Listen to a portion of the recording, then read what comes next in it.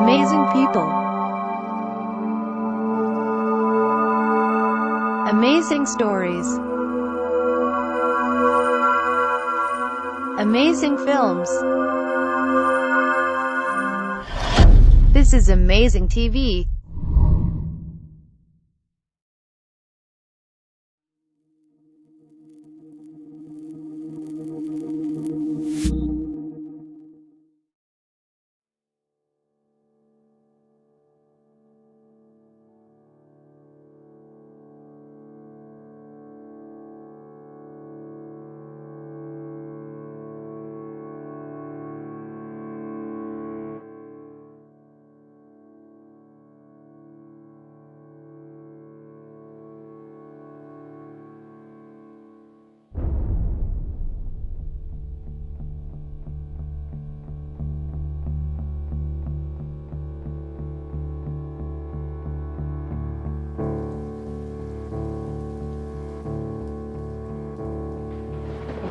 A co-founder of the social news and entertainment website Reddit has been found dead.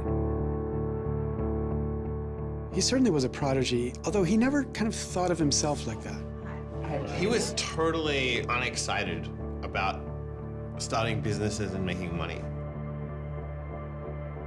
There's a profound sense of loss tonight in Highland Park, Aaron Swartz' hometown, as loved ones say goodbye to one of the internet's brightest lights. Open access and computer activists are mourning his loss. An astonishing intellect. You talk to people who knew him. He was killed by the government, and MIT betrayed all of its basic principles. They wanted to make an example out of him, okay? Governments have an insatiable desire to control. He was potentially facing 35 years in prison and a $1 million fine. Raising questions of prosecutorial zeal, and I would say even misconduct. Have you looked into that particular matter and reached any conclusions? Growing up, I slowly had this process of realizing that all the things around me that people had told me were just the natural way things were, the way things always would be. They weren't natural at all. They were things that could be changed, and they were things that, more importantly, were wrong and should change. And once I realized that, there was really kind of no going back.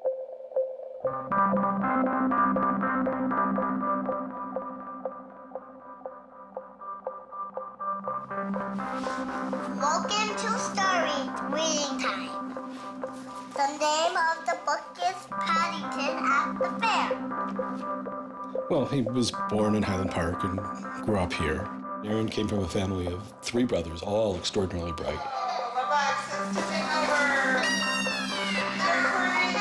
So we were all, not the best behaved children and, 3 boys running around all the time, causing trouble. Hey, no. Aaron, what? But I've come to the realization Aaron learned how to learn at a very young age. 1, 2, 3, 4, 5, 6, 7, 8, 9, 10. Knock. Who's there? Aaron. Aaron who? Aaron, funny man. He knew what he wanted, and he always wanted to do it. He always accomplished what he wanted. His curiosity was endless. Here's a little picture of what's a planet sign. And each planet has a symbol. Mercury symbol, Venus symbol, Earth symbol, Mars symbol, Jupiter symbol. One day he said to Susan, "What's this free family entertainment in downtown Highland Park?" Free family entertainment downtown Highland Park. He was 3 at the time, and she said, "What are you talking about?" And he said, "Look, it says here on the refrigerator, free family entertainment in downtown Highland Park." And so she was floored and astonished that he could read. It's called My Family Seder. The Seder night is different from all other nights. I remember once we were at the University of Chicago Library. I pulled a book off the shelf that was from like 1900 and showed him and said, this is really just an extraordinary place. We all were curious children, but Aaron really liked learning and really liked teaching. And so they were going to learn the ABCs backwards. Z-Y-X-W-V-U-T. I remember he came home from his first algebra class, and he was like, "Noah, let me teach you algebra." And I'm like, "What is algebra?"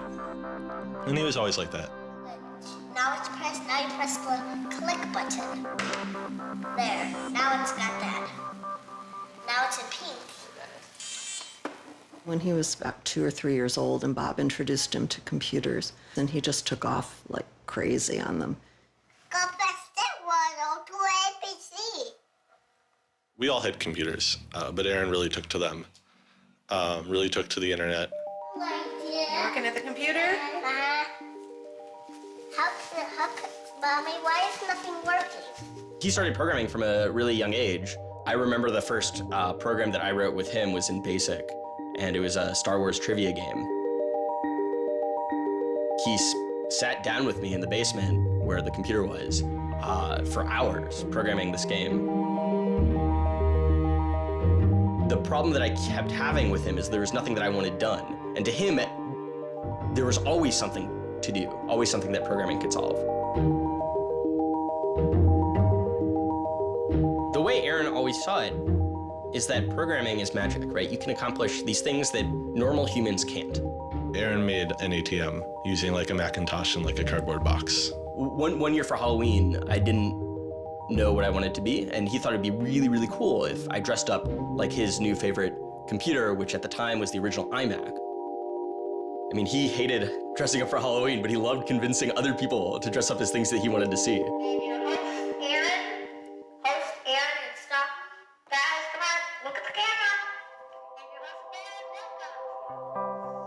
camera. He made this website called The Info, where people can just fill in information.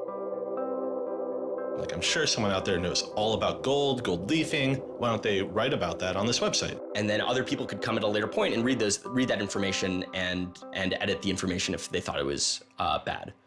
Not too dissimilar from Wikipedia, right? And this was before Wikipedia had begun, and this was developed by a 12-year-old in his room by himself, running on, this tiny server using ancient technology. And one of the teachers responds like, "This is a terrible idea. You can't just let anyone author the encyclopedia. The whole reason we have scholars is to write these books for us. How could you ever have such a terrible idea?" Me and my other brother would be like, "Oh, yeah, Wikipedia is cool, but we had that in our house like 5 years ago." Aaron's website, theinfo.org, wins a school competition hosted by the Cambridge-based web design firm Ars Digita. We all went to Cambridge for when he won the Ars Digita Prize. And, we had no clue what Aaron was doing. It was obvious that the prize was really important. Aaron soon became involved with online programming communities, then in the process of shaping a new tool for the web. He comes up to me, it's like, "Ben, there's this really awesome thing that I'm working on. You need to hear about it." I'm like, "Yeah, what is it?" He says, "It's this thing called RSS." And he explains to me what RSS is. I'm like, why is that useful, Aaron? Is any site using it? Why would I want to use it? There was this mailing list for people who were working on RSS and XML more generally. And there was a person on it named Aaron Swartz, who was combative but very smart and who had lots of good ideas.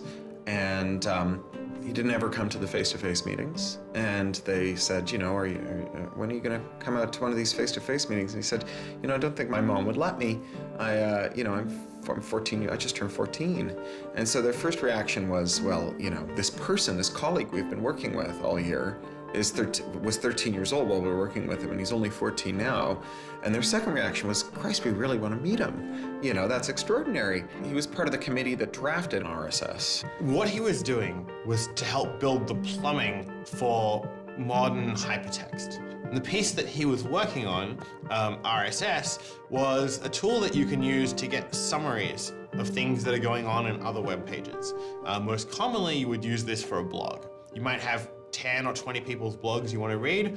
You use their RSS feeds, these summaries of what's going on those other pages, to create a unified list of all the stuff that's going on. Aaron was really young, but he understood the technology and he saw that it was imperfect and looked for ways to help make it better.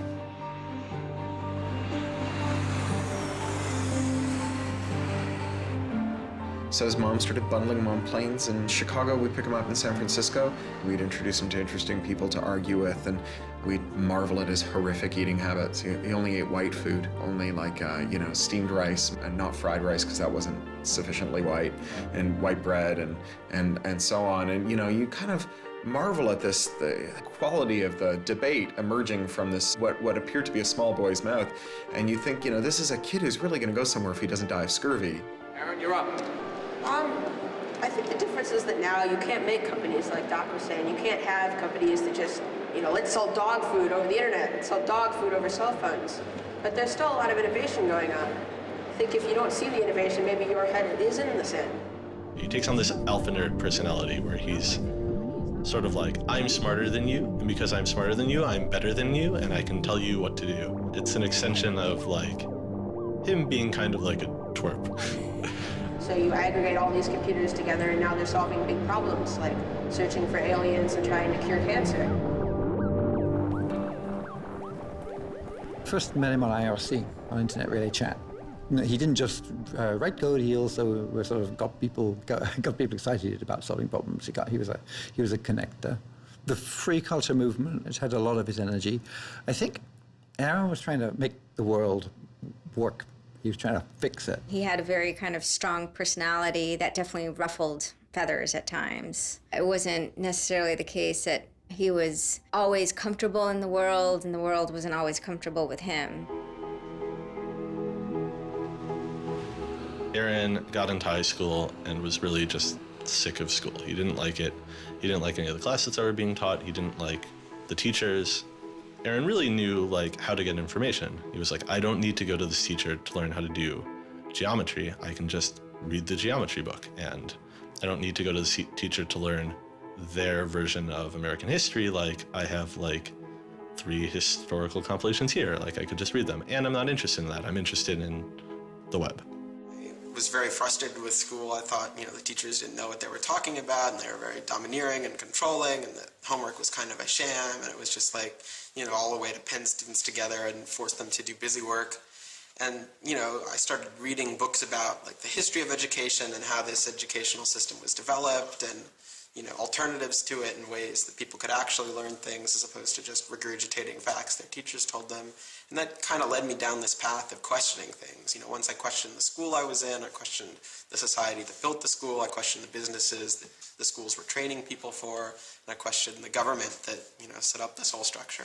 One of the things he was most passionate about was copyright, especially in those early days. Copyright has always been something of a burden on the publishing industry and on readers, but it wasn't an excessive burden. It was a reasonable institution to have in place to make sure that people got paid. What Aaron's generation experienced was the collision between this antique copyright system and this amazing new thing we were trying to build, the internet and the web. These things collided, and what we got was chaos. He then met Harvard law professor Lawrence Lessig, who was then challenging copyright law in the Supreme Court. A young Aaron Swartz flew to Washington to listen to the Supreme Court hearings. I am Aaron Swartz, and I'm here to listen to see the Eldred argument. Why did you fly out here from Chicago and come all this way to see the Eldred argument? That's a more difficult question. See the Eldred. Because I don't know. It's very exciting to see the Supreme Court, especially such a prestigious case as this one.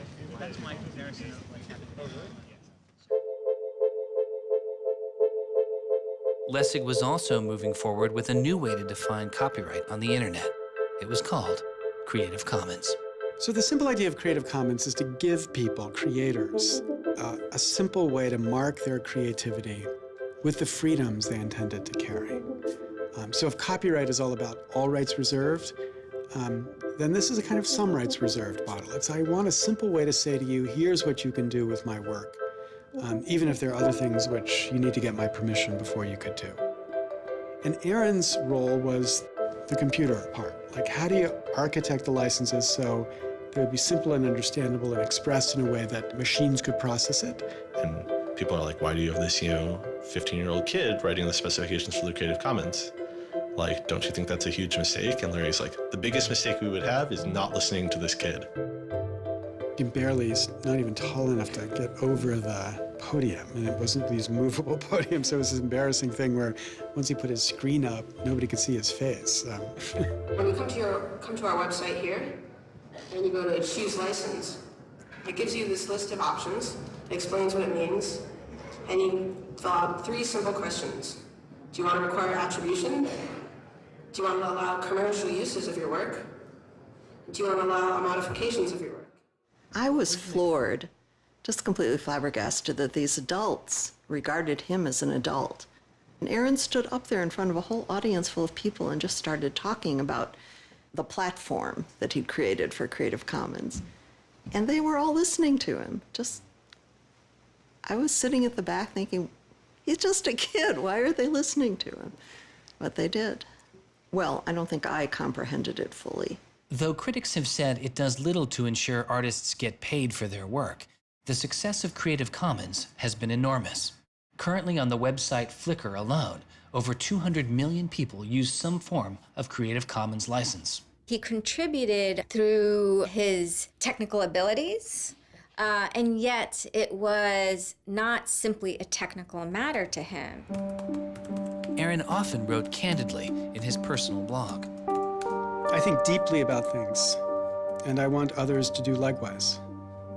I work for ideas and learn from people. I don't like excluding people. I'm a perfectionist, but I won't let that get in the way of publication. Except for education and entertainment, I'm not going to waste my time on things that won't have an impact. I try to be friends with everyone, but I hate it when you don't take me seriously. I don't hold grudges. It's not productive, but I learn from my experience. I want to make the world a better place.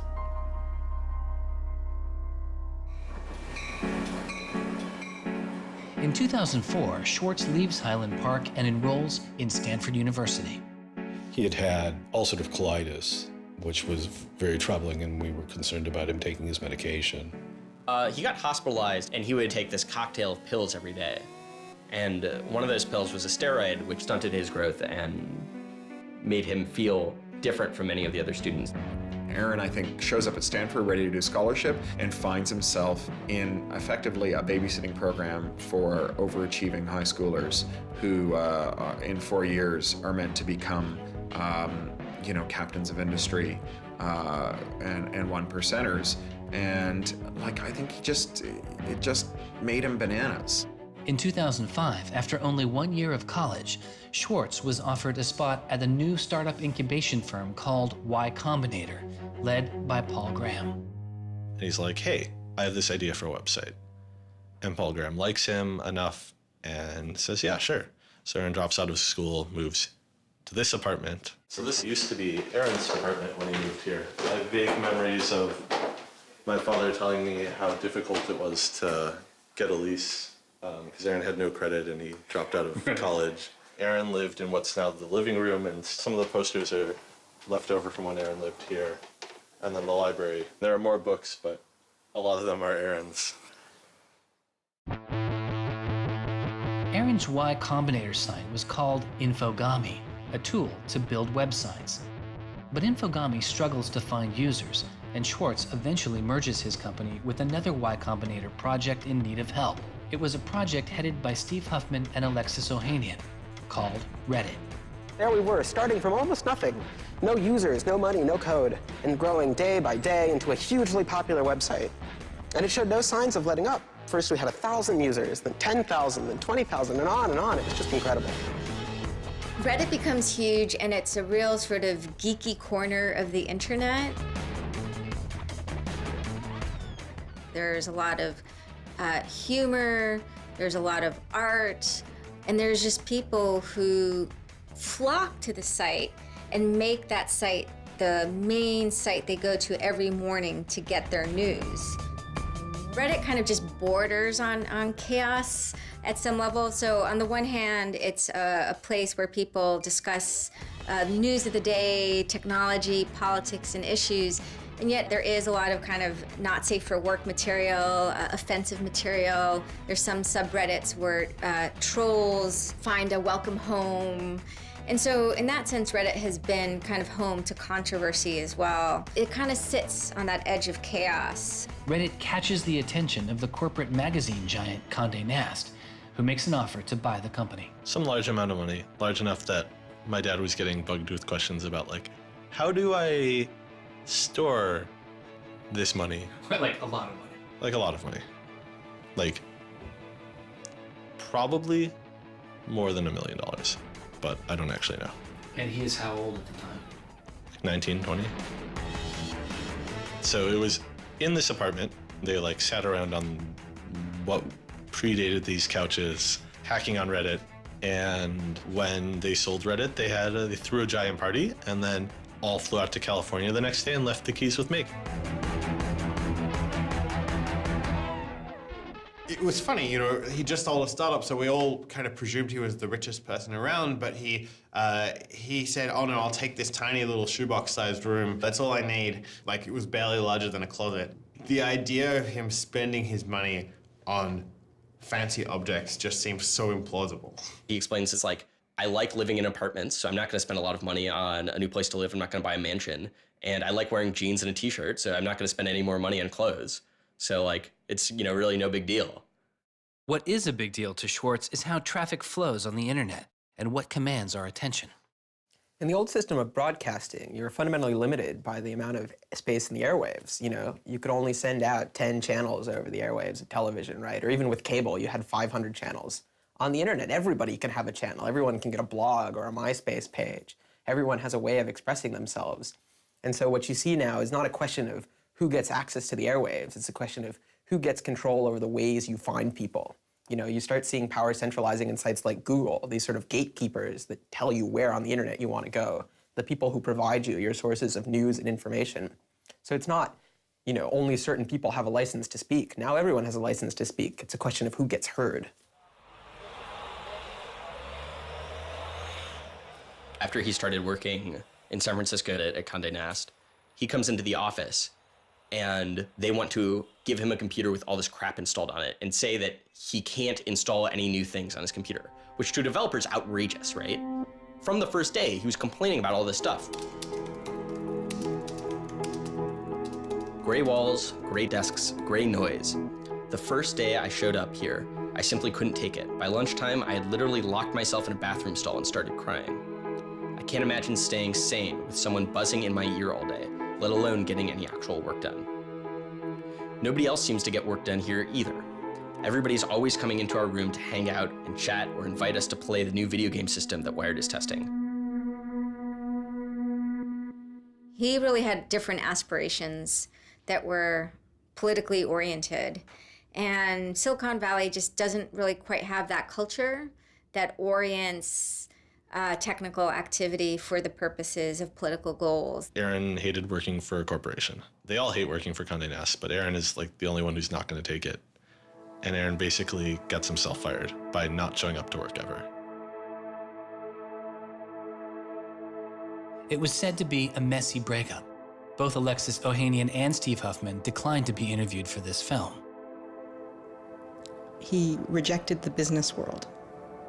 One of the really important things to remember about that choice when Aaron decided to kind of leave startup culture is that he was also leaving behind the things that had made him, you know, famous and well-loved, and, you know, he was at risk of letting down fans. He got to where he was supposed to be going and had the self-awareness and the orneriness to realize that he had climbed the mountain of shit to pluck the single rose and discovered that he'd lost his sense of smell.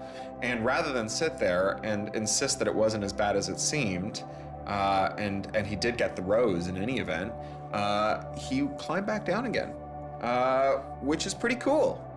The way Aaron always saw it is that programming is magic, right? You can accomplish these things that normal humans can't by being able to program.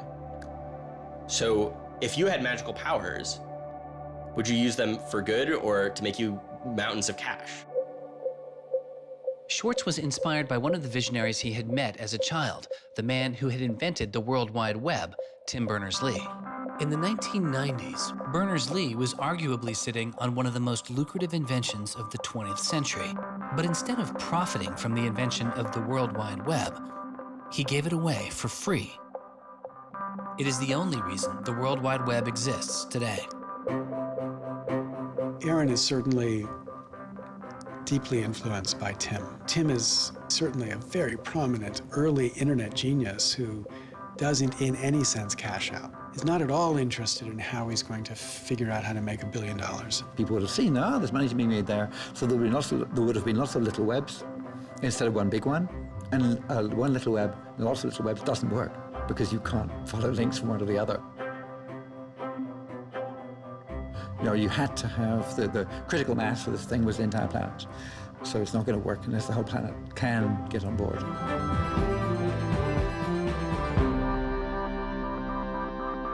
I mean, I feel very strongly that it's not enough to just live in the world as it is, to just kind of take what you're given and, follow the things that adults told you to do and that, your parents told you to do and that society tells you to do. I think you should always be questioning. I take this very scientific attitude that everything you've learned is just provisional, that, it's always open to recantation or refutation or questioning. And I think the same applies to society. Once I realized that there were real serious problems, fundamental problems that I could do something to address, I didn't see a way to forget that. I didn't see a way not to. We just started spending a lot of time just kind of as friends.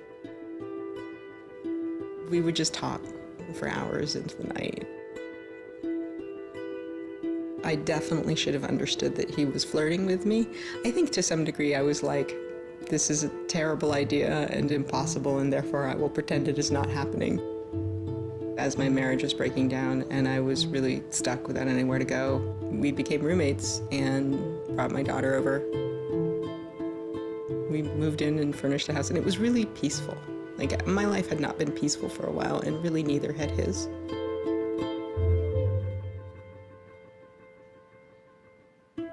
We were extremely close from the beginning of our romantic relationship. We were in constant contact. But we're both really difficult people to deal with. In a very Ally McBeal discussion, he confessed he had a theme song, and I made him play it for me. It was Extraordinary Machine by Fiona Apple. I think it was just that sense of kind of being a little bit embattled that the song has. And it also had like this hopefulness to it. By foot it's a slow climb, but I'm good at being uncomfortable, so I can't stop changing all the time. Because in many ways, Aaron was tremendously optimistic about life. Even when he didn't feel it, he could be tremendously optimistic about life. Extraordinary machine. What are you doing? Flickr has video now. Swartz threw his energy into a string of new projects involving access to public information, including an accountability website called watchdog.net and a project called the Open Library. So the Open Library project is a website that you can visit at openlibrary.org. And the idea is to be a huge wiki, an editable website with one page per book. So for every book ever published, we want to have a web page about it that combines all the information from publishers, from booksellers, from libraries, from readers onto one site, and then gives you links where you can buy it, you can borrow it, or you can browse it. I love libraries. I'm the kind of person who goes to a new city and immediately seeks out the library. So that's the dream of Open Library, is building this website where both you can leap from book to book, from person to author, from subject to idea, go through this vast tree of knowledge that's been embedded and lost in big physical libraries that's hard to find, that's not very well accessible online, is really important because books are a cultural legacy. Books are the place people go to write things down, and to have all that swallowed up by one corporation is kind of scary. How can you bring public access to the public domain? It may sound obvious that you'd have public access to the public domain, but in fact, it's not true. So the public domain should be free to all, but it's often locked up There's often, guard cages. It's like having a national park, but with a moat around it and gun turrets pointed out in case somebody might want to actually come and enjoy the public domain. One of the things Aaron was particularly interested in was bringing public access to the public domain. This is one of the things that got him into so much trouble. I had been trying to get access to federal court records in the United States. What I discovered was a puzzling system called PACER, which stands for Public Access to Court Electronic Records. I started Googling, and that's when I ran across Carl Malamud. Access to legal materials in the United States is a $10 billion per year business. PACER is just this incredible abomination of government service. It's 10 cents a page. It's this most brain-dead code you've ever seen. You can't search it. You can't bookmark anything. You got to have a credit card. And these are public records. It's U.S. district courts are very important. It's where a lot of our seminal litigation starts, civil rights cases, patent cases, all sorts of stuff. And journalists and students and citizens and lawyers all need access to PACER, and it fights them every step of the way. People without means can't see the law as readily as people that have that gold American Express card. It's a poll tax on access to justice. The law is the operating system of our democracy, and you have to pay to see it. That's not much of a democracy. They make about $120 million a year on the PACER system, and it doesn't cost anything near that, according to their own records. In fact, it's illegal. The E-Government Act of 2002 states that the courts may charge only to the extent necessary in order to reimburse the costs of running PACER.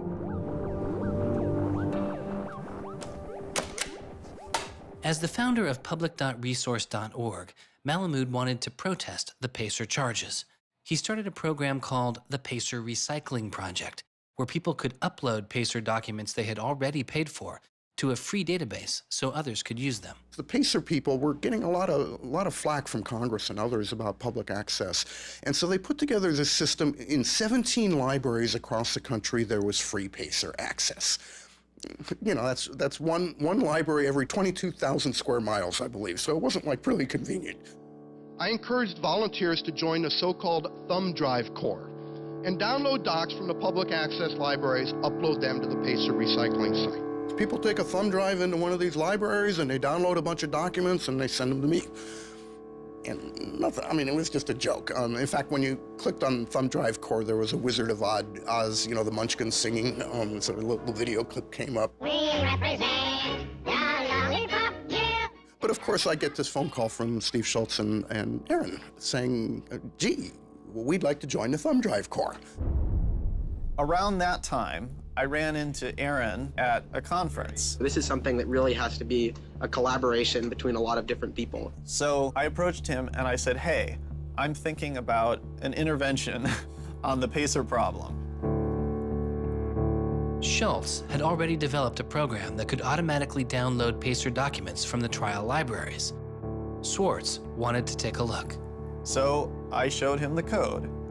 And I didn't know what would come next, but as it turns out, over the course of the next few hours at that conference, he was off sitting in a corner, improving my code, recruiting a friend of his that lived near one of these libraries to go into the library and to begin to test his improved code, at which point the folks at the courts realized something's not going quite according to plan.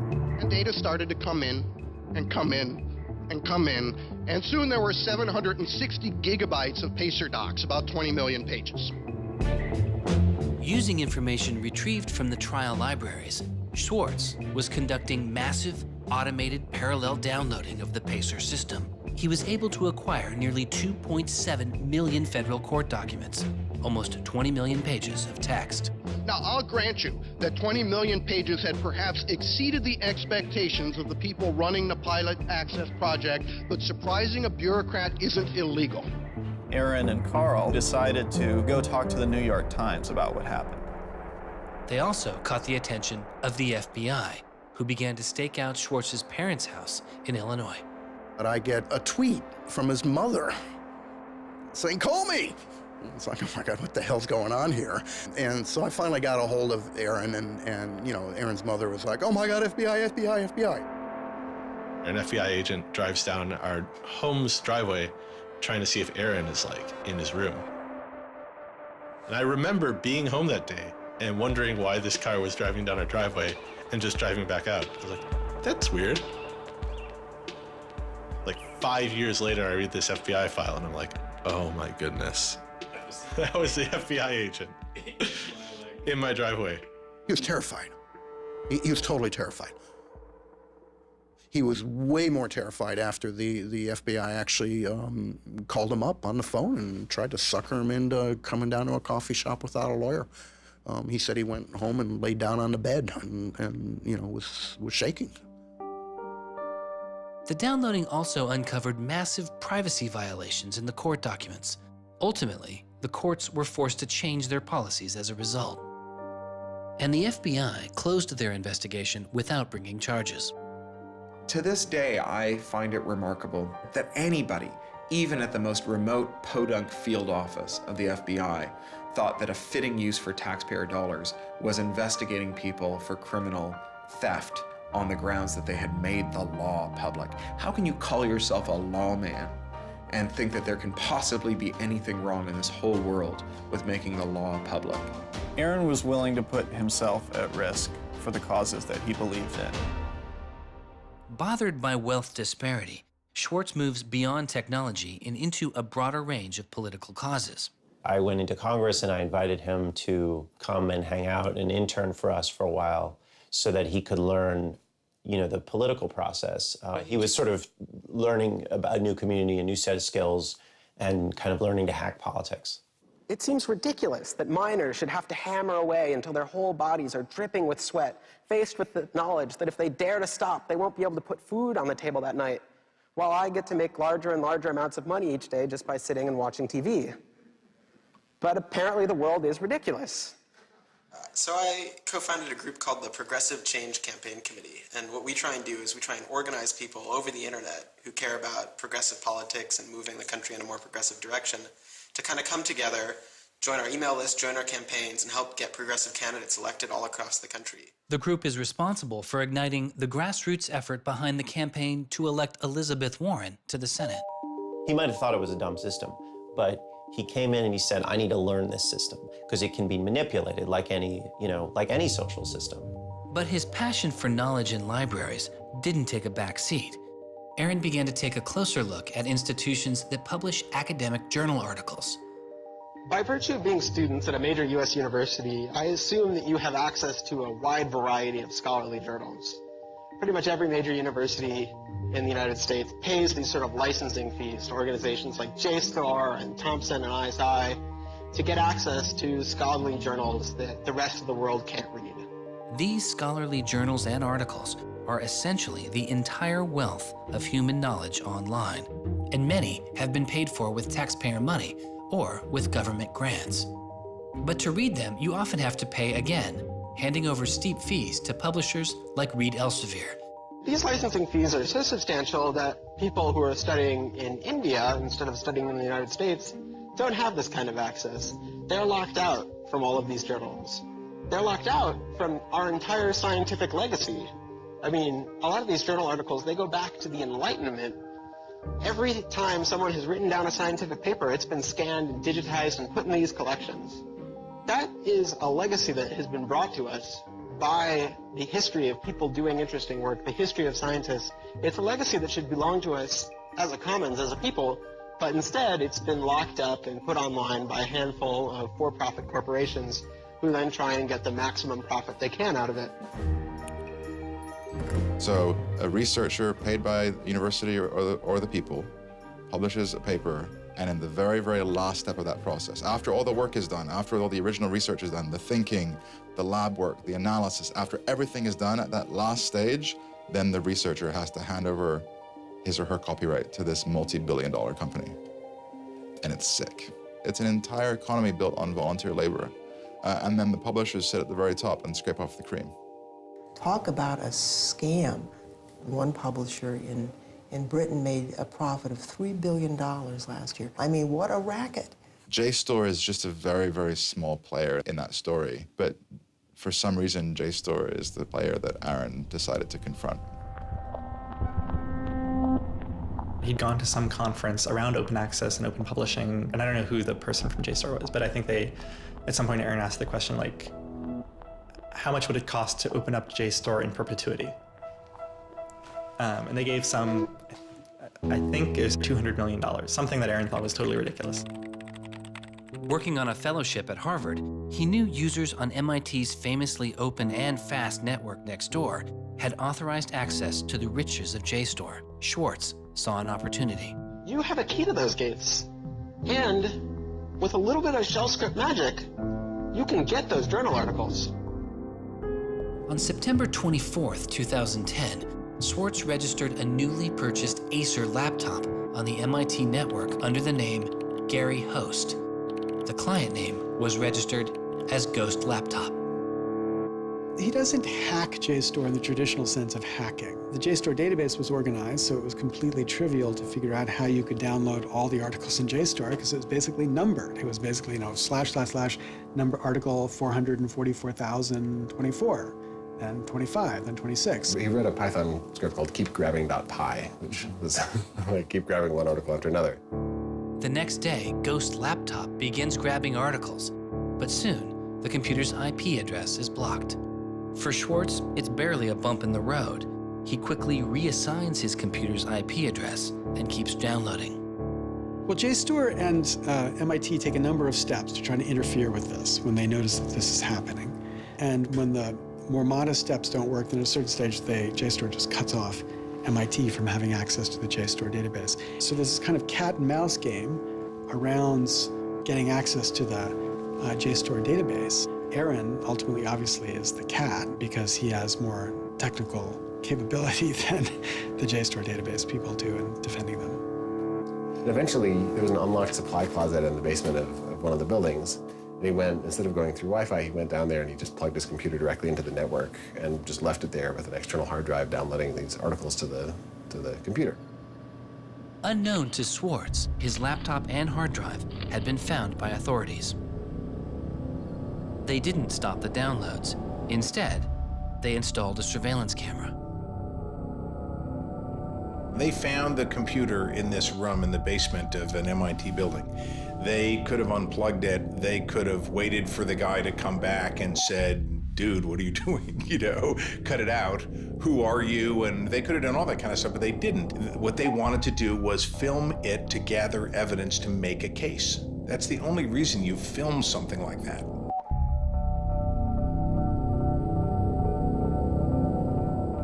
At first, the only person caught on the glitchy surveillance camera was using the closet as a place to store bottles and cans.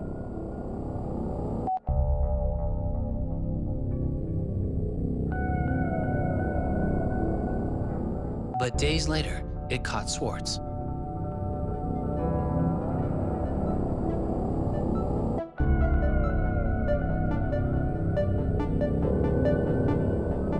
Swartz is replacing a hard drive. He takes it out of his backpack, leans out of frame for about 5 minutes, and then leaves.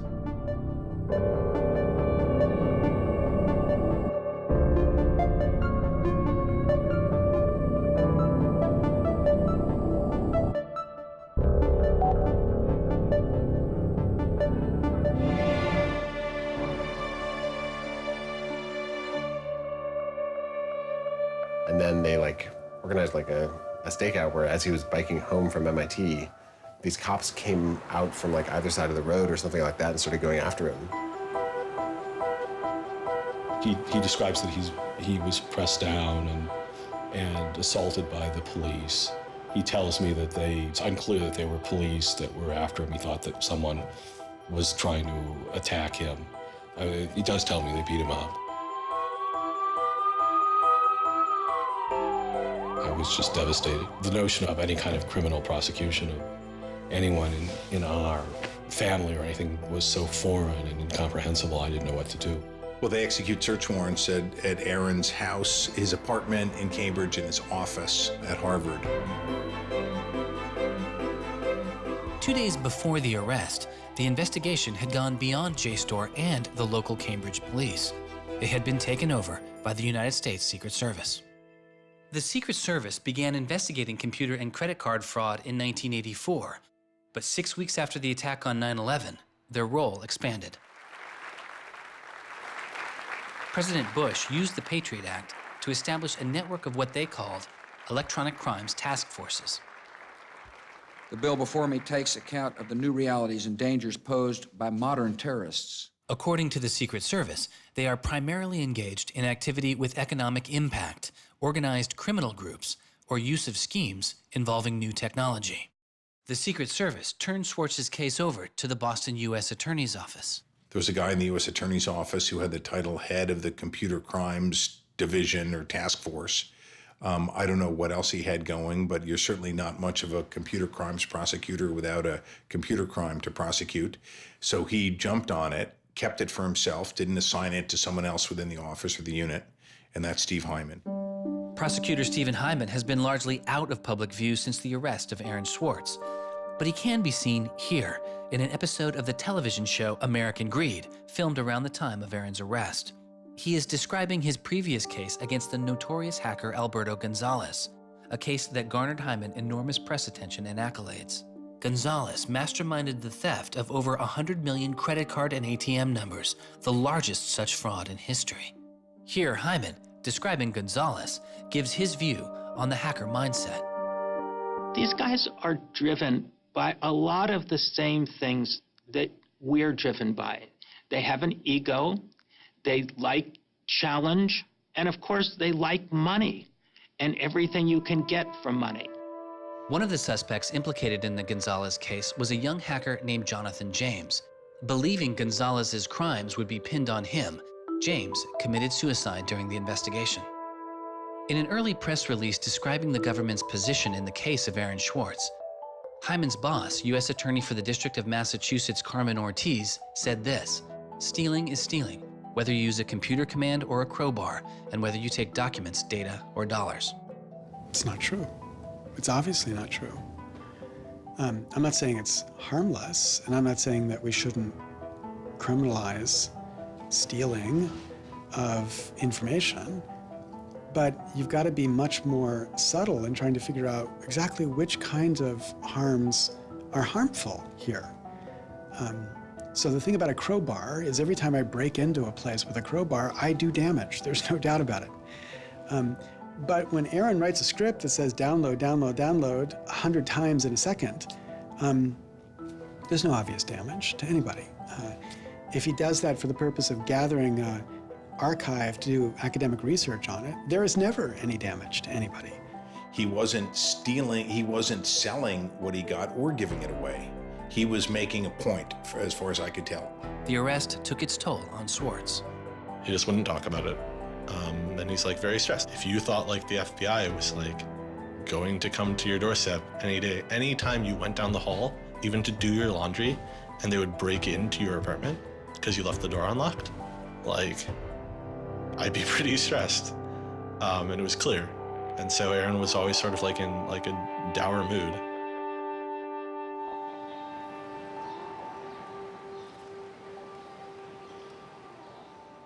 He wouldn't give off any sensitive information about his whereabouts during this time because he was so afraid that the FBI would be waiting for him.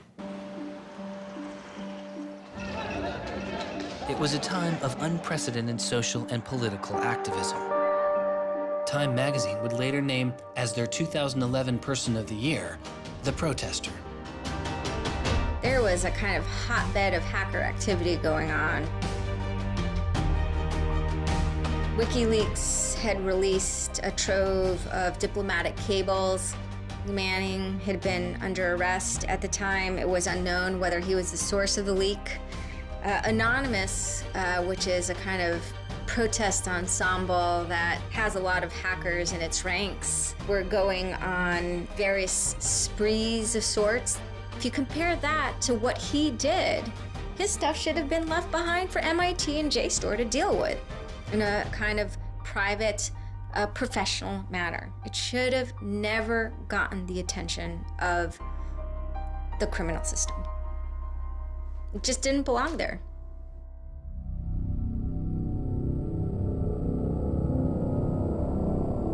Before he was indicted, Swartz was offered a plea deal that involved 3 months in prison, time in a halfway house, and a year of home detention, all without the use of a computer. It was on the condition that Swartz plead guilty to a felony. Here we are. We have no discovery, no evidence whatsoever about what the government's case is, and we have to make this immense decision where the lawyer is pushing you to do this. The government is giving you a non-negotiable demand, and you're told that your likelihood of prevailing is small. So whether you're guilty or not, you're better off taking the deal. Boston has its own computer crimes division, with lots of lawyers, probably more lawyers than they need. So, you can imagine all sorts of cases where it would be really hard to prosecute because you've got some criminals in Russia, or you've got some people inside of a corporation that are going to have $500 lawyers or $700 an hour lawyers sitting down against you. And then you've got this case with this kid, which is pretty easy to prove that he did something, and he's already marked himself as a troublemaker with the FBI, so why not go as tough as you can in here against that guy? It's good for you, the prosecutor. It's good for the Republic because you're fighting all those terrorist types. I was so scared. I was so scared of having my computer seized. I was so scared of going to jail because of my computer being seized. I had confidential material from sources from my previous work on my laptop. And that is above all my priority, is to keep my sources safe. I was so scared of what was going to happen to Ada. Aaron told me that they'd offered him a deal, and he finally just said that he would take it if I told him to. And I came real close to saying take it. He had developed like serious political aspirations in the intervening time between when, that moment when he ended that entrepreneurial startup life and begun this new life that had come to this political activism. And he just didn't believe that he could continue in his life with a felony. He said to me one day, we were walking by the White House, and he said to me, they don't let felons work there.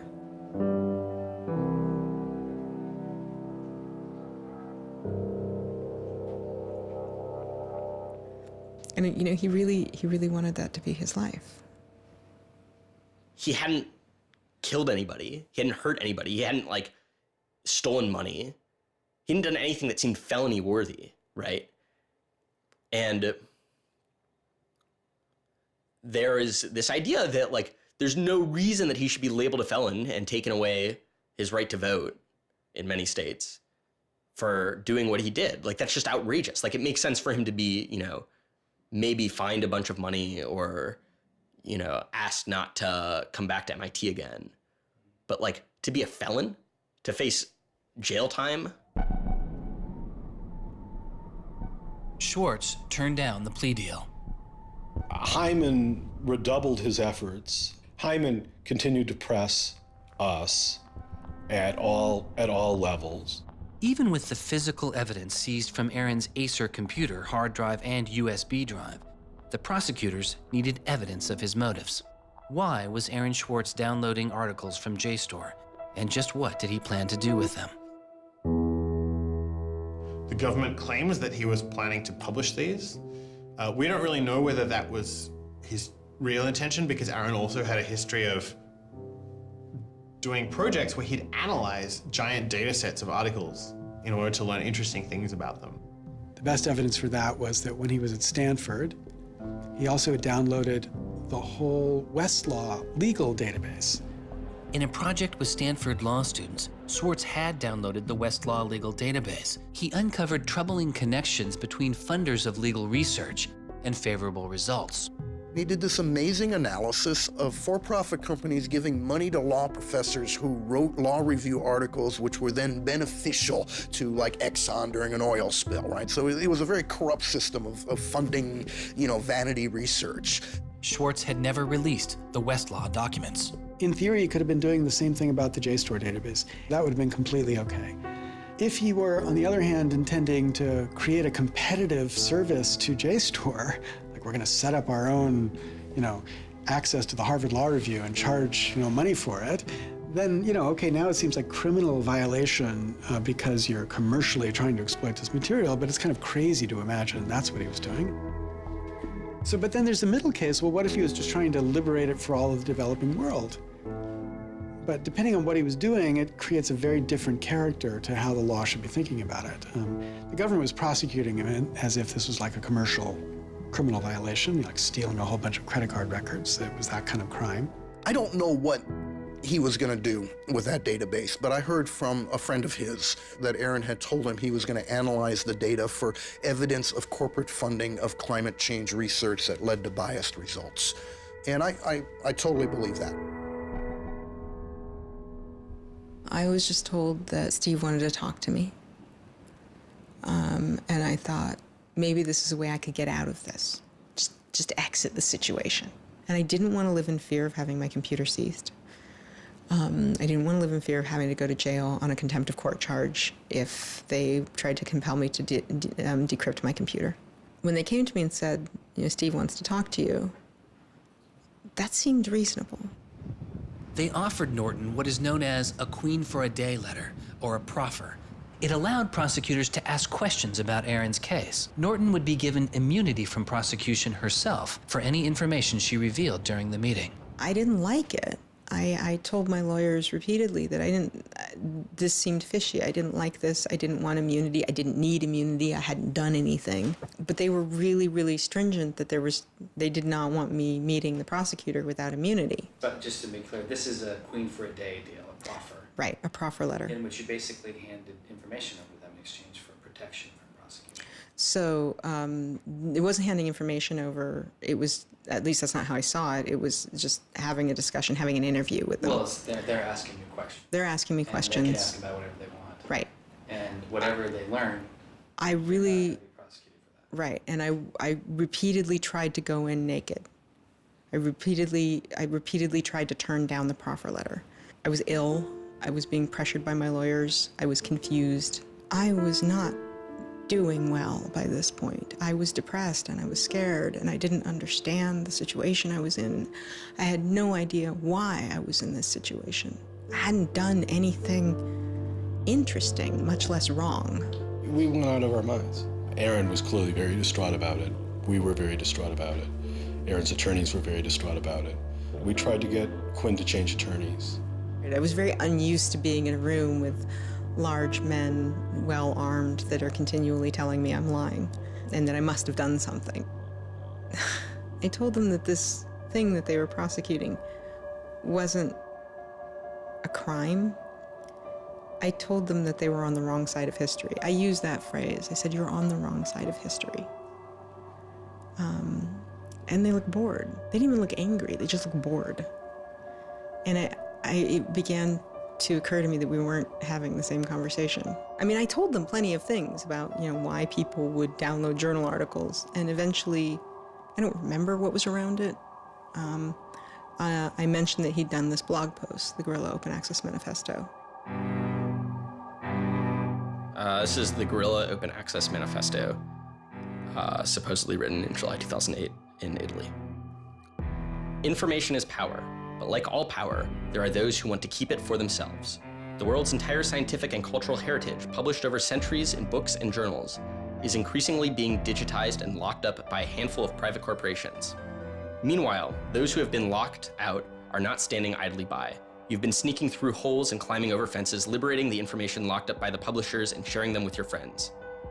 But all this action goes on in the dark, hidden underground. It's called stealing or piracy, as if sharing a wealth of knowledge were the moral equivalent of plundering a ship and murdering its crew. But sharing isn't immoral, it's a moral imperative. Only those blinded by greed would refuse to let a friend make a copy. There's no justice in following unjust laws. it's time to come into the light and, in the grand tradition of civil disobedience, declare our opposition to this private theft of public culture. The manifesto itself was allegedly written by 4 different people and also edited by Norton, but it was Swartz who had signed his name to it. When it's over, I go immediately to Aaron and tell him everything I can remember about it. And he gets very angry. The things that I'd done shouldn't have added up that way. I hadn't done anything wrong, and everything had gone wrong. But I was never...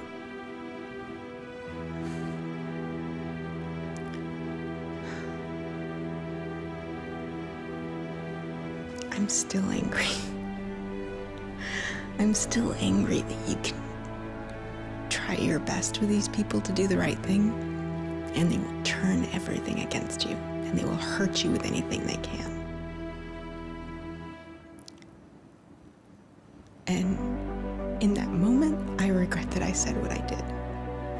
But my much larger regret is that we have settled for this, that we are okay with this. That we are okay with a justice system that tries to game people into little traps so they can ruin their lives. So yeah, I wish I hadn't said that, but I am much, much angrier that this is where I am. That this is what we as a people think is okay. They used every method that I think they could think of to get her to provide information which would be unhelpful to Aaron and helpful to the prosecution of Aaron. Right. But you know, I don't think she had information that was helpful to the government. Months go by as Schwartz's friends and family await a looming indictment. In the meantime, Swartz was becoming a go-to expert on a series of internet issues. To you then, do you think that the internet is something that should be considered a human right and something that the government cannot take away from you? Yes, definitely. I mean, this notion that national security is an excuse to shut down the internet, that's exactly what we heard in Egypt and Syria and all these other countries. And so, yeah, it's true. Sites like WikiLeaks are going to be putting up some embarrassing material about what the U.S. government does, and people are going to be organizing to protest about it and try and change their government. You know, and that's a good thing. That's what all these First Amendment rights of free expression, of freedom of association are all about. And so the notion that we should try and shut those down, I think, just goes against very basic American principles. The principle, I think, is one that our founding fathers would have understood. If the internet had been around back then, instead of putting post offices in the Constitution, they would have put ISPs. Well, it's definitely interesting to see how... Swartz meets activist Taryn Steinbrickner Kaufman, and the two begin to date. We need a massive global public outcry. If there's no massive global public outcry, it won't create any change. You know, 4 people in this city should cause a massive global public outcry. You know, we need a petition signer. Without telling her specifics, he warned her he was involved in something he called simply the bad thing.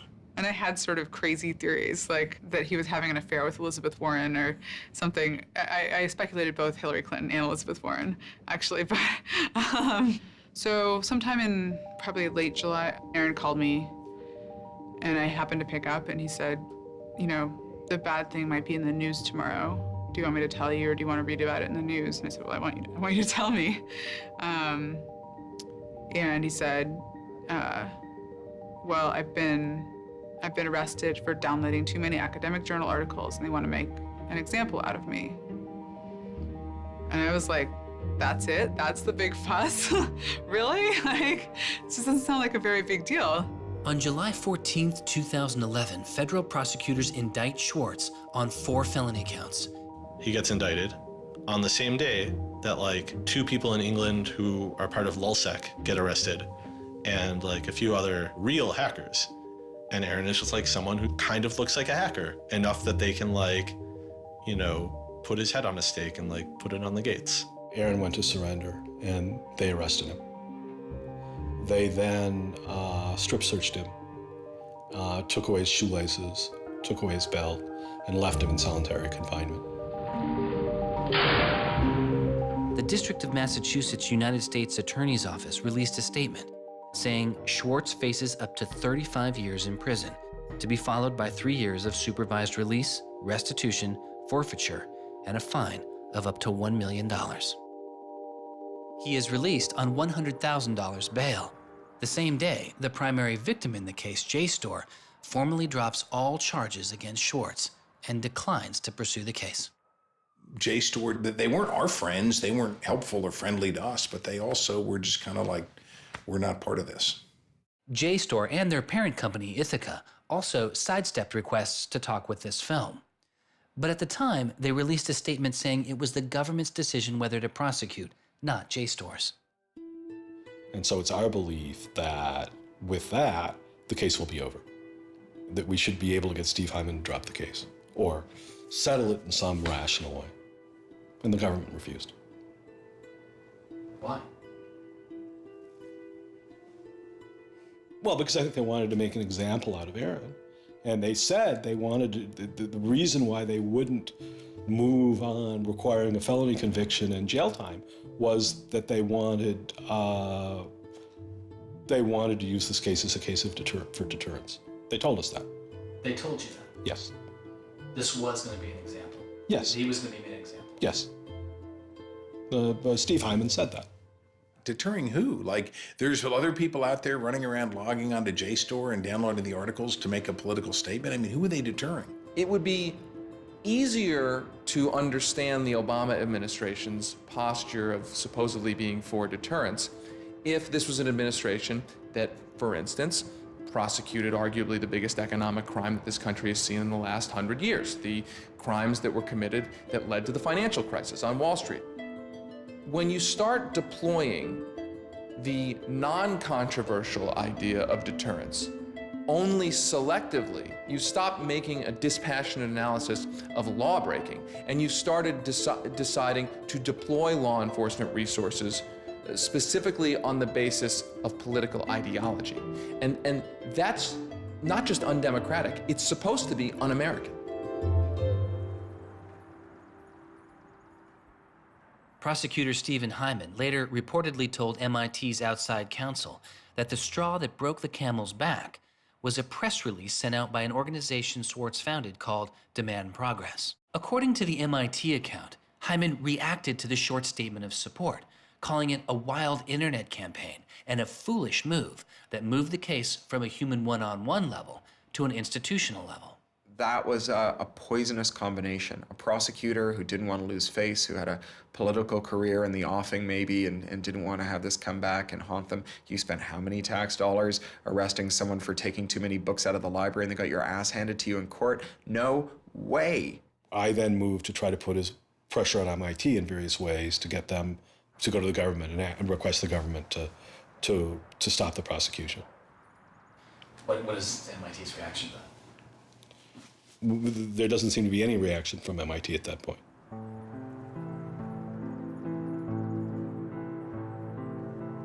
MIT doesn't defend Aaron, which to people inside of the MIT community seems outrageous because MIT is a place that encourages hacking in the biggest sense of the word. At MIT, the idea of going and running around on roofs and tunnels that you weren't allowed to be in was not only a rite of passage, it was part of the MIT tour. And lockpicking was a winter course at MIT. They had the moral authority to stop it in its tracks. MIT never stood up and took a position of saying to the feds, don't do this. We don't want you to do this. You're overreacting. This is too strong, that I'm aware of. They acted kind of like any corporation would. They helped the government. They didn't help us unless they felt they had to, and they never tried to stop it.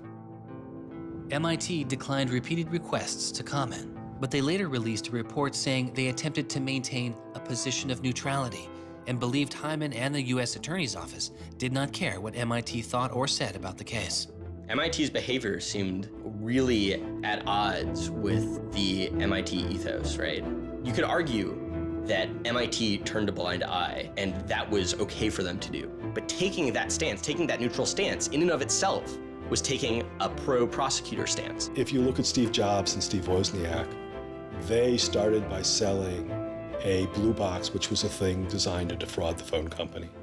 If you look at Bill Gates and Paul Allen, they initially started their business by using computer time at Harvard, which was pretty clearly against the rules. The difference between Aaron and the people I just mentioned is that Aaron wanted to make the world a better place. He didn't just want to make money. Swartz continues to be outspoken on a variety of internet issues. You know, the reason the internet works is because of the competitive marketplace of ideas. And what we need to be focusing on is getting more information about our government, more accessibility, more discussion, more debate. But instead, it seems like what Congress is focused on is shutting things down. Aaron thought he could change the world just by explaining the world very clearly to people. Flame can literally control your computer and make it spy on you. Welcome, Aaron. Good to have you back on the show here. You know, just like spies used to in olden days, put microphones and tap what people were saying, now they're using computers to do the same things. Schwartz's political activity continues, his attention turning to a bill moving through Congress designed to curb online piracy. It was called SOPA. Activists like Peter Eckersley saw it as an enormous overreach, threatening the technical integrity of the internet itself. And one of the first things I did was to call Aaron. I said, can we do a big online campaign against this? This isn't a bill about copyright. It's not? No, he said. It's a bill about the freedom to connect. Now I was listening. And he thought about it for a while and then said yes. And he went and founded Demand Progress. Demand Progress is an online activism organization. We've got around 1.5 million members now, but started in the fall of 2010. Aaron was one of the most prominent people in a community of people who helped lead organizing around social justice issues at the federal level in this country. SOPA was the bill that was intended to curtail online piracy of music and movies, but what it did was basically take a sledgehammer to a problem that needed a scalpel. If passed, the law would allow a company to cut off finances to entire websites without due process, or even to force Google to exclude their links. All they needed was a single claim of copyright infringement. It pitted the titans of traditional media against a new and now far more sophisticated remix culture. It makes everyone who runs a website into a policeman. And if they don't do their job of making sure nobody on their site uses it for anything that's even potentially illegal, the entire site can get shut down without even so much as a trial. This was over the top. I mean, this was a catastrophe. This bill poses a serious threat to speech and civil liberties for all who use the internet. There were only a handful of us who said, look, we're not for piracy either, but it makes no sense to destroy the architecture of the internet, the domain name system, and so much that makes it free and open in the name of fighting piracy. And Aaron got that right away. The freedoms guaranteed in our Constitution, the freedoms our country had been built on, would be suddenly deleted. New technology, instead of bringing us greater freedom, would have snuffed out fundamental rights we'd always taken for granted. And I realized that day, talking to Peter, that I couldn't let that happen. When SOPA was introduced in October 2011, it was considered inevitable. Our strategy when it first came out was to hopefully slow the bill down, maybe weaken it a little bit, but even we didn't think that we would be able to stop this bill. Having worked in Washington, what you learn is that typically in Washington, the legislative fights are fights between different sets of corporate moneyed interests. They're all duking it out to pass legislation. And the fights that are the closest are when you have one set of corporate interests against another set of corporate interests, and they're financially equally matched in terms of campaign contributions and lobbying. Those are the closest ones. The ones that aren't even fights, typically, are ones where all the money is on one side, all the corporations are on one side, and it's just millions of people on the other side. Haven't seen anything like PIPA and SOPA in all my time in public service. There were more than 40 United States senators on that bill as co-sponsors. So there were already a long, long way to getting the 60 votes to have it clear all the procedural hoops. Even I began to doubt myself. It was a rough period. Swartz and Demand Progress were able to marshal enormous support, using traditional outreach combined with commonly used voice over IP to make it very easy for people to call Congress. I've never met anybody else who was able to operate at his level, both on the technological side and on the campaign strategy side. Millions of people contacted Congress and signed anti-SOPA petitions. Congress was caught off guard. There was just something about watching those clueless members of Congress debate the bill, watching them insist they could regulate the internet and a bunch of nerds couldn't possibly stop them. I am not a nerd. I'm just not enough of a nerd. Maybe we ought to ask some nerds what this thing really does. Let's have a hearing, bring in the nerds. Really? Nerds? You know, I think actually the word you're looking for is experts. To enlighten you so your laws don't backfire, break the internet. We use the term geek, but we're allowed to use that because we are geeks. The fact that it got as far as it did without them talking to any technical experts reflects the fact that there is a problem in this town. I'm looking for somebody to come before this body and testify in a hearing and say, this is why they're wrong. There used to be an office that provided science and technology advice, and members could go to them and say, help me understand XYZ. And Gingrich killed it. He said it was a waste of money. Ever since then, Congress has plunged into the dark ages. I don't think anybody really thought that SOPA could be beaten, including Aaron. I think it was worth trying, but it didn't seem winnable. And I remember maybe a few months later, I remember him just turning to me and being like, I think we might win this. And I was like, that would be amazing. Calls to Congress continue. When the domain hosting site GoDaddy becomes a supporter of the bill, tens of thousands of users transferred their domain names in protest. Within a week, a humbled GoDaddy reverses their position on SOPA. When the Congress people that supported the record and movie industries realized that there was this backlash, they kind of scaled the bill back a little bit. You could see the curve happening. You could see that that our arguments were starting to resonate. It was like Aaron had been like striking a match and it was being blown out. Striking another one was being blown out. And finally he'd like managed to catch enough kindling that the flame actually caught, and then it turned into this roaring blaze. On January 16, 2012, the White House issued a statement saying they didn't support the bill. And then this happened. I'm a big believer that we should be dealing with issues of piracy and we should deal with them in a serious way. But this bill is not the right bill. When Jimmy Wales put his support towards blacking out Wikipedia, the #5 most popular website in the world. This is a website that's on several % of all of the clicks on anywhere on the internet. Wikipedia went black, Reddit went black, Craigslist went black, the phone lines on Capitol Hill flat out melted. Members of Congress started rushing to issue statements retracting their support for the bill that they were promoting just a couple days ago. Within 24 hours, the number of opponents of SOPA in Congress went from this to this. To see congressmen and senators slowly flip sides throughout the day of the blackout was pretty unbelievable. There was like a 100 representative swing. And that was when, as hard as it was for me to believe, after all this, we had won. The thing that everyone said was impossible, that some of the biggest companies in the world had written off as kind of a pipe dream, had happened. We did it. We won. This is a historic week in internet politics, maybe American politics. The thing that we heard from people in Washington, D.C., from staffers on Capitol Hill was they received more emails and more phone calls on SOPA blackout day than they'd ever received about anything.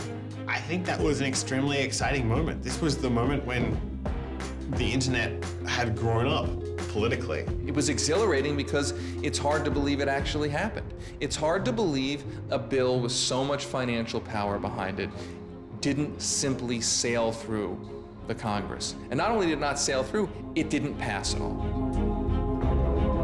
It's easy sometimes to feel like you're powerless, like when you come out in the streets and you march and you yell and nobody hears you. But I'm here to tell you today, you are powerful. So yeah, maybe sometimes you feel like you're not being listened to, but I'm here to tell you that you are. You are being listened to. You are making a difference. You can stop this bill if you don't stop fighting. SOPA! Stop SOPA! Some of the biggest internet companies, to put it frankly, would benefit from a world in which their little competitors could get censored. We can't let that happen. For him, it was more important to be sure that you made a small change than to play a small part in a big change. But SOPA was like playing a major part in a major change. And so for him, it was kind of this proof of concept, like, okay, what I want to do with my life is change the world. I think about it in this really scientific way of like, I'm measuring my impact. And this shows that it's possible, right? That the thing that I want to do with my life is possible. I have proved that I can do it, that I, Aaron Swartz, can change the world. For a guy who never really thought he had done much, which was Aaron, it was one of the few moments where you could really see that he felt like he had done something good. Feeling like here is his maybe one and only victory lap. Everyone said there was no way we could stop SOPA. We stopped it. This is 3 outrageously good victories, and the year isn't even over yet. I mean, if there's a time to be positive, it's now. You know, he wins at SOPA a year after he's arrested. It's not unambiguously happy moments. There's a lot going on. He's so attuned towards participating in the political process, you can't stop him. The list of organizations Swartz founded or co-founded is enormous. And years before Edward Snowden would expose widespread internet surveillance, Swartz was already concerned. It is shocking to think that the accountability is so lax that they don't even have sort of basic statistics about how big the spying program is. And if the answer is, oh, we're spying on so many people we can't possibly even count them, then that's an awful lot of people, right? It would be one thing if they said, look, we know the number of telephones we're spying on, we don't know exactly how many real people that corresponds to, but they just came back and said, we can't give you a number at all. That's pretty, it's scary is what it is. Well, that's scary. They put incredible pressure on him, took away his, all of the money he had made. They, threatened to take away his physical freedom. Why'd they do it, Well, why are they going after whistleblowers, Why are they going after people who tell the truth about all sorts of things? From the banks to the, to war, to just sort of government transparency. So secrecy serves those who are already in power. And we are living in an era of secrecy that coincides with an era where the government is doing also a lot of things that are probably illegal and unconstitutional. So those two things are not coincidences. It's very clear that this technology has been developed not for small countries overseas, but right here for use in the United States by the U.S. government. The problem with the spying program is it's this sort of long, slow expansion, going back to the Nixon administration, right? Obviously, it became big after 9/11 under George W. Bush, and Obama has continued to expand it, and the problems have slowly grown worse and worse. But there's never been this moment you can point to say, okay, we need to galvanize opposition today because today is when it matters. Instead, it's mattered for. The prosecution, in my estimation, of Aaron Swartz was about sending a particular laser-like message to a group of people that the Obama administration sees as politically threatening. And that is essentially the hacker, the information, and the democracy activist community. And the message that the Obama administration wanted to send to that particular community was, in my estimation, we know you have the ability to make trouble for the establishment. And so we are going to try to make an example out of Aaron Swartz to scare as many of you as possible into not making that trouble.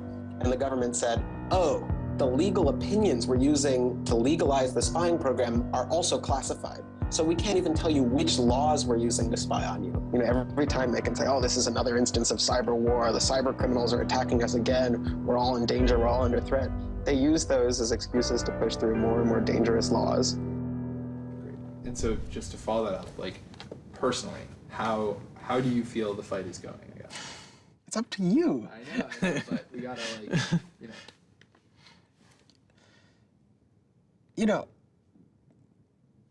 there's sort of these two polarizing perspectives, right? Everything is great. The internet has created all this freedom and liberty and everything's going to be fantastic. Or everything is terrible. The internet has created all these tools for cracking down and spying and, you know, controlling what we say. And I think both are true, right? The internet has done both. And both are kind of amazing and astonishing. And which one will win out in the long run is up to us. It doesn't make sense to say, oh, one is doing better than the other. You know, they're both true. And it's up to us which ones we emphasize and which ones we take advantage of, because they're both there and they're both always going to be there.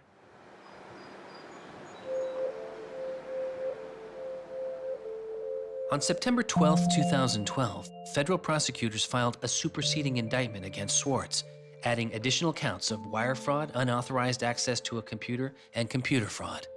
Now, instead of 4 felony counts, Swartz was facing 13. The prosecution's leverage had dramatically increased, as did Swartz's potential jail time and fines.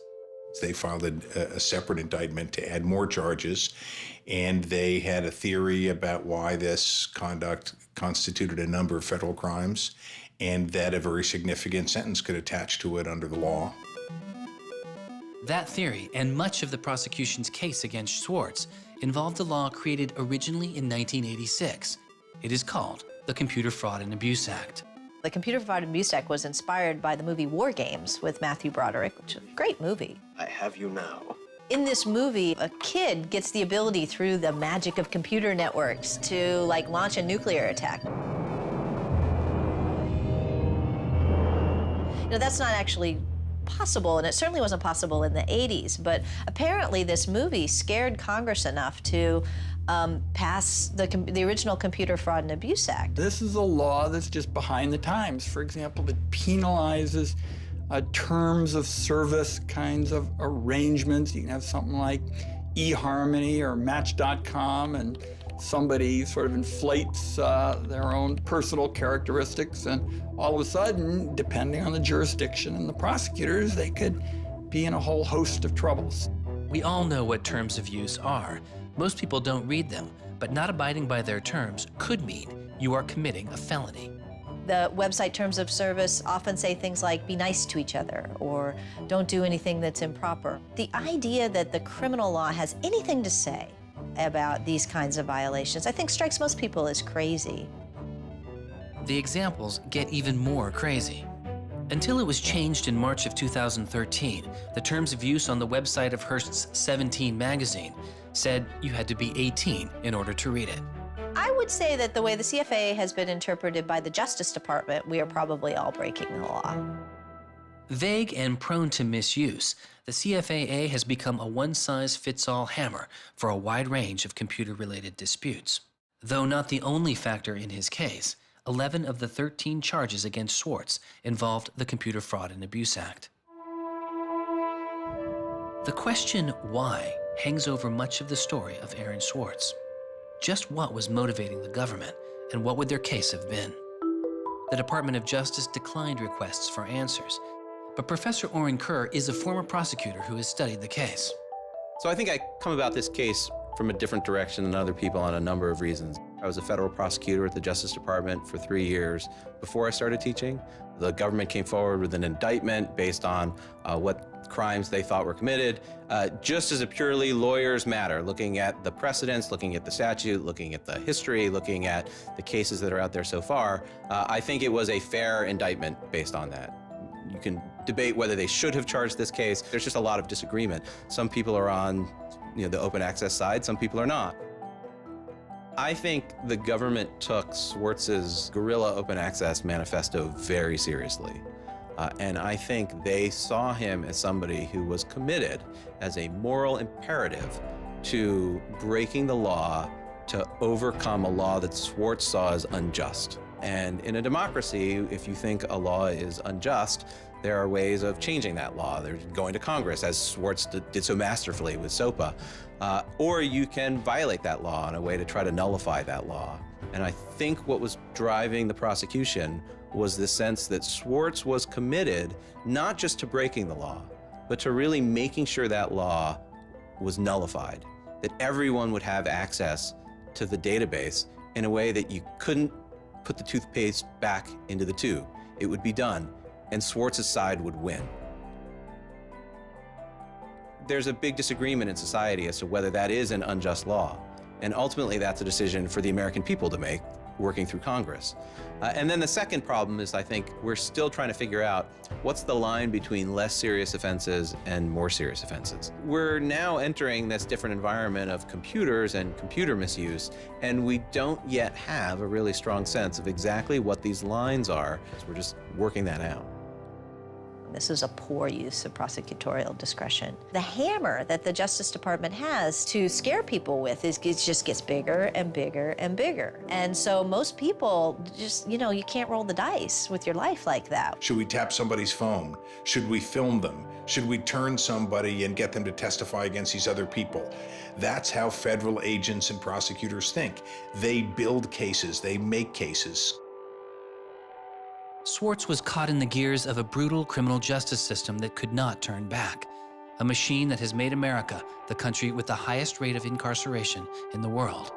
We have in this country allowed ourselves to be captured by the politics of fear and anger, and anything we're afraid of, like the future of the internet and access, and anything we're angry about instinctively creates a criminal justice intervention.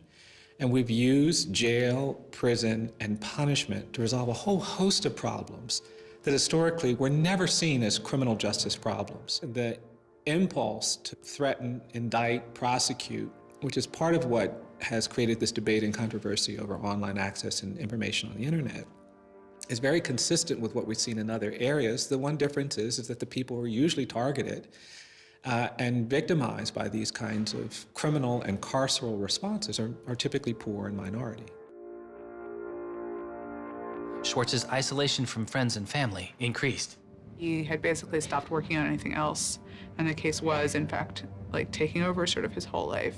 One of Aaron's lawyers apparently told the prosecutors that he was emotionally vulnerable, and that was something that they really needed to keep in mind so that they knew that. It was weighing on him very heavily. He did not like having his actions and his movements restricted in any way. And the threat of jail, which they pounded him with a lot, was terrifying to him. Completely exhausted his financial resources, and it cost us a lot of money also, and he raised a substantial amount of money. So it was, it was in the millions of dollars. The legal defense Yes, was in millions. yes. Yeah, I think he didn't want to be a burden to people. I think that was a factor. Like, I have my normal life, and then I have this shitty thing I have to deal with. And I try to keep the two of them as separate as possible. But they were just beginning to blur together, and everything was becoming shitty. Swartz faced a tough choice that was only getting tougher. Do you admit guilt and move on with your life, or do you fight a broken system? With his legal case, the answer was simple. He rejects the final plea deal, and a trial date is set. Aaron was resolute that he didn't want to knuckle under and accept something that he didn't believe was fair, but I also think he was scared.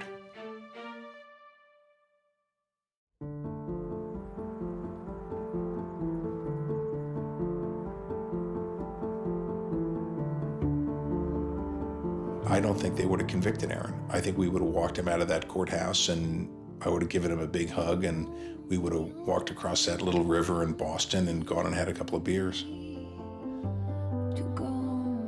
I really thought that we were right. I thought that we were going to win the case. I thought that we could win the case.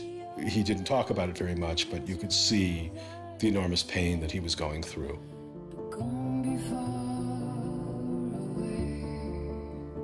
No time in his childhood did Aaron have any severe mood swings or depressive episodes or anything that I would ascribe to severe depression. And it's possible, he was depressed. People get depressed.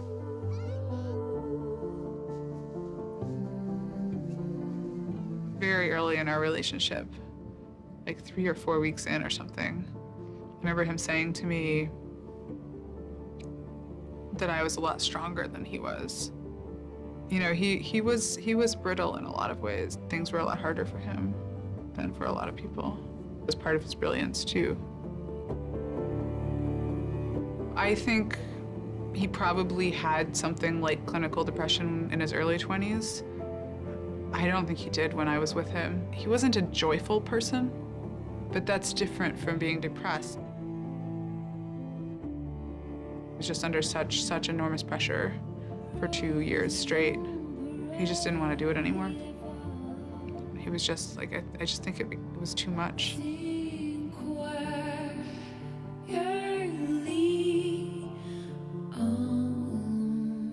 I got a phone call late at night.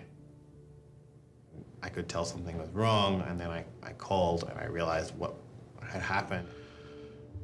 A co-founder of the social news and entertainment website Reddit has been found dead. Police say 26-year-old Aaron Swartz killed himself yesterday in his Brooklyn apartment. I just thought, we've lost one of the most creative minds of our generation. It was like the whole world fell apart at that moment.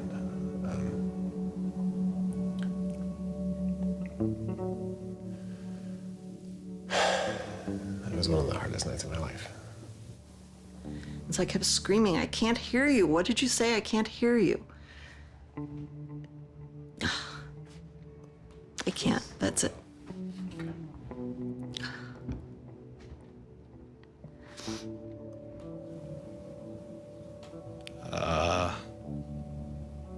Like, yeah, none of it made any sense. And really still doesn't. I was so frustrated, angry.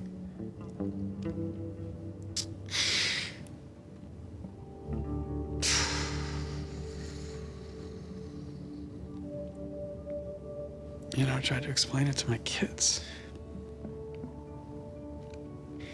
My 3-year-old told me that the doctors would fix him.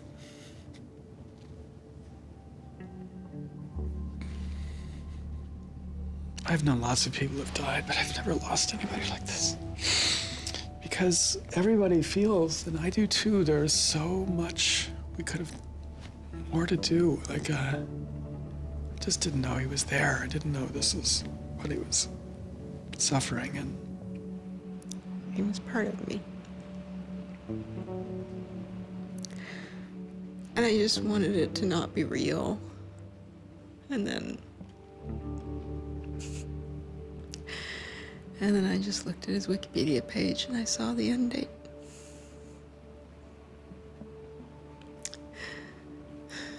To 2013.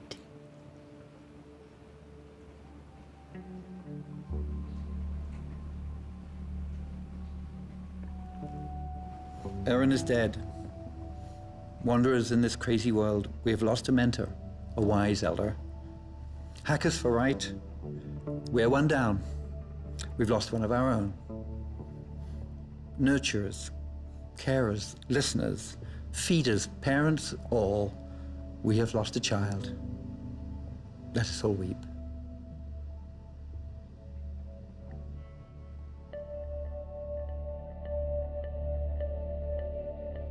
my first thought was, well, what if nobody even notices?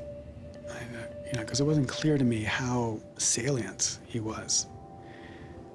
I had never seen anything quite like the outpouring I saw.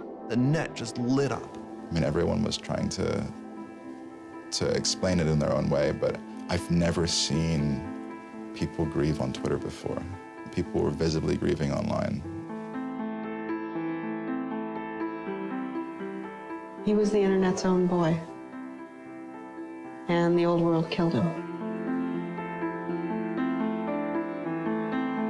We are standing in the middle of a time when great injustice is not touched. The architects of the financial meltdown have dinner with the president regularly. In the middle of that time, the idea that this was what the government had to prosecute just seems absurd if it weren't tragic. The question is, can we do something, given what's happened, to make the world a better place? And how can we further that legacy? That's the only question one can ask. All over the world, there were starting to be hackathons and gatherings. Aaron Swartz has, in some sense, brought the best out of us in trying to say, how do we fix this? he was, in my humble opinion, one of the true extraordinary revolutionaries that this country has produced. I don't know whether Aaron was defeated or victorious, but we are certainly shaped by the hand of the things that he wrestled with. When we turn armed agents of the law on citizens trying to increase access to knowledge, we've broken the rule of law, we've desecrated the temple of justice.